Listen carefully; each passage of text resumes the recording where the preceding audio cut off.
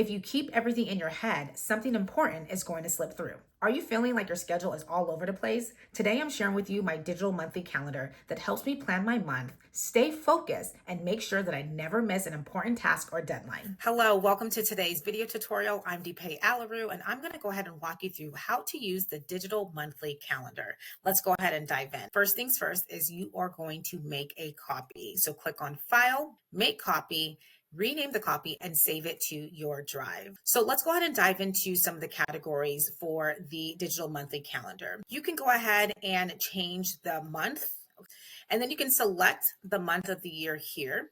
And then you can also select the year. So this is going to be good for 2026 and so on and so forth. Okay, all you have to do is just keep making copies. All right, so let's go ahead and dive into each of the days of the week. So it starts on Sunday to Saturday.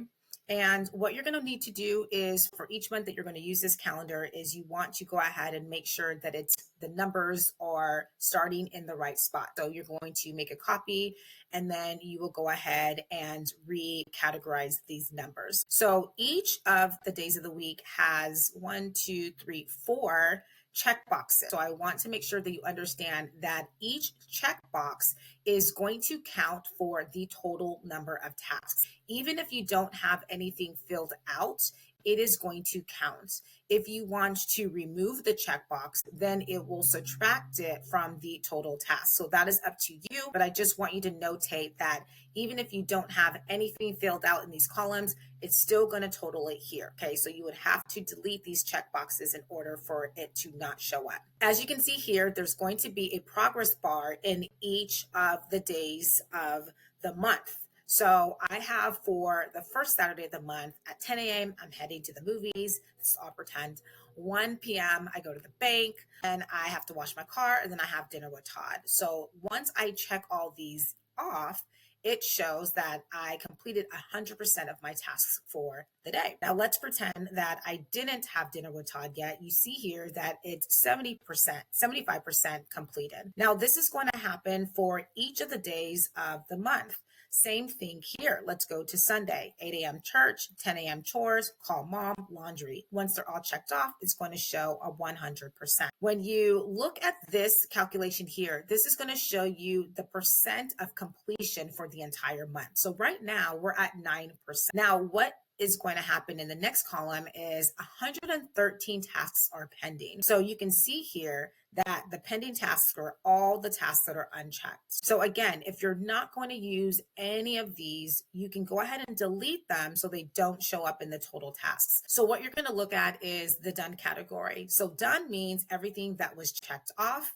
And then total task again are all the check boxes in the entire category. Okay. And again, you can delete if you like, or you can just leave them here. You're going to see notes here, eat less sugar. So you're going to go ahead and put any notes here and you can just go ahead and type those in. And then what are your top goals for the month? Maybe you want to place another $2,500 in retirement. Maybe you want to increase your workouts to 3 times a week. You're currently just working out twice a week. And maybe you have a goal to reach 25,000 followers on Instagram. So whatever your top goals are, you're going to list them here. And then let's go ahead and look at your to-do list.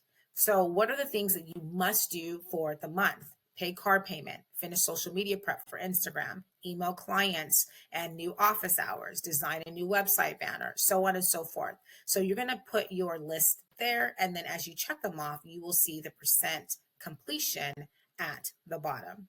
So this tracker is very easy to use. It's only one sheet. I love it. It keeps me very organized in my business. If you have any questions, feel free to shoot me a DM or email me. I'll be more than happy to answer them. Be sure to check out my Stand store for other templates and products that will help you streamline your business, your workflow, and your productivity. I will see you in the next video. If this tracker is exactly what you need, I've linked it in the description so that you can grab it and start using it today. And if you are now building systems for your business, go ahead and watch the full Google Sheets trackers for entrepreneurs playlist. There is a tracker for every part of your business. I'll see you in the next one.